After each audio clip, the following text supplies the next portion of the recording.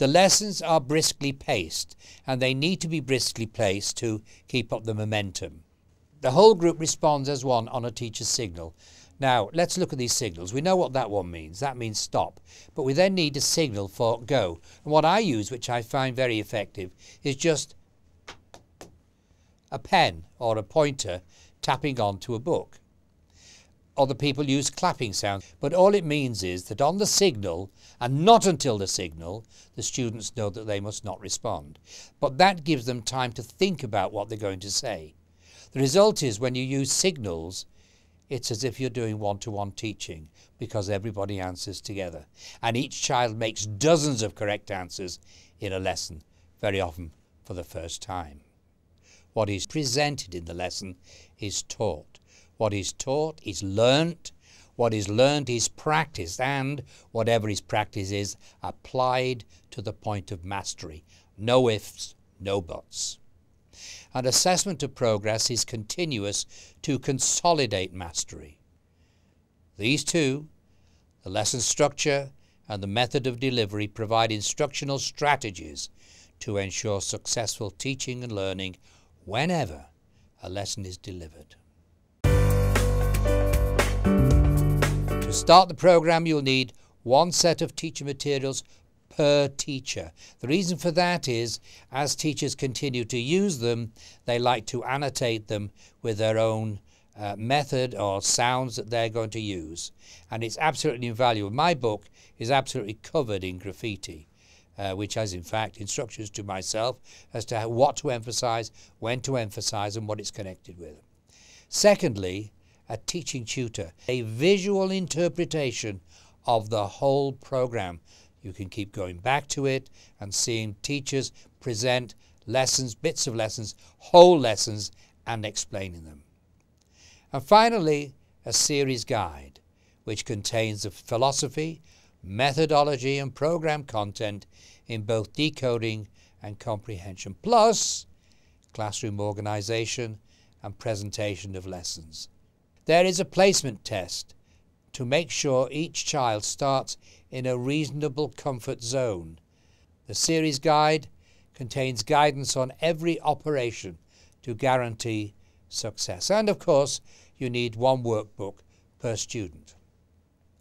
Corrective reading enables the teacher to take the child from individual letter sounds to full text in 2 years at 1 lesson per day. The result is transformational in attitude, motivation, and self-respect. I want to show you the span of the whole program. Remember lesson 6, where we were sounding out the letter F? Well, we've moved on from there, and we're now at lesson 118 in decoding C. And that is a narration of the history of Leonardo da Vinci, and is written in a very sophisticated vocabulary and syntax. And we have moved from sounding out simple letters to looking at full text in 2 years. That is what we call reading the corrective reading way. To start the program, first thing we do is administer a placement test from the free download on the website or from the teacher's guide or the series guide.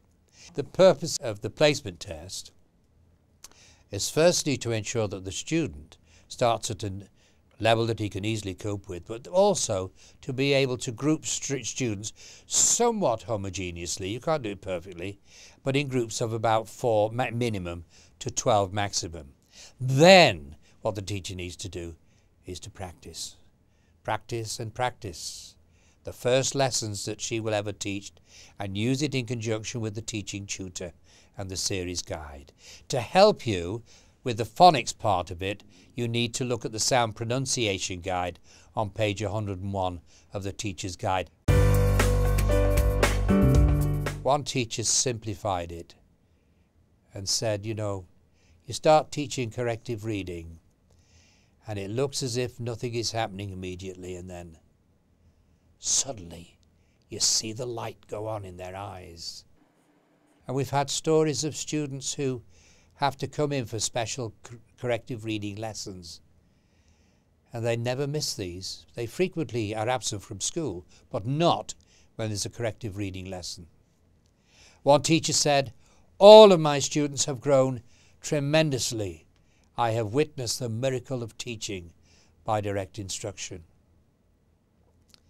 Another teacher said, "The program has shown me that all children can learn how to read." And if you want to be a hero, give your children corrective reading when they need it. I remember a comment I picked up from David Bell, who is now the British Permanent Secretary to the Department of Children's Schools and Families. And he put it very succinctly. All children should be able to read. It's as simple as that. This is the second strand to corrective reading. But we have to remember that comprehension is not a linear progression like decoding. Reading comprehension is a complex process and needs many skills to facilitate information retention, retrieval, and interpretation. The skills required are reasoning through deductions, analogies and contradictions, information analysis, what makes parts, what makes a whole, classifications, vocabulary, definition, sentence structure, syntax, parts of speech and sentence analysis. A lot, isn't it? And of course, basic comprehension, following directions and statement inference. Writing skills, paragraphs, punctuations and summaries, what we used to call grammar. In essence, comprehension embraces a vast amount of discrete information, often difficult to link together without prior knowledge. Corrective reading comprehension, however, organizes it so it is intelligible and delivered in digestible formats.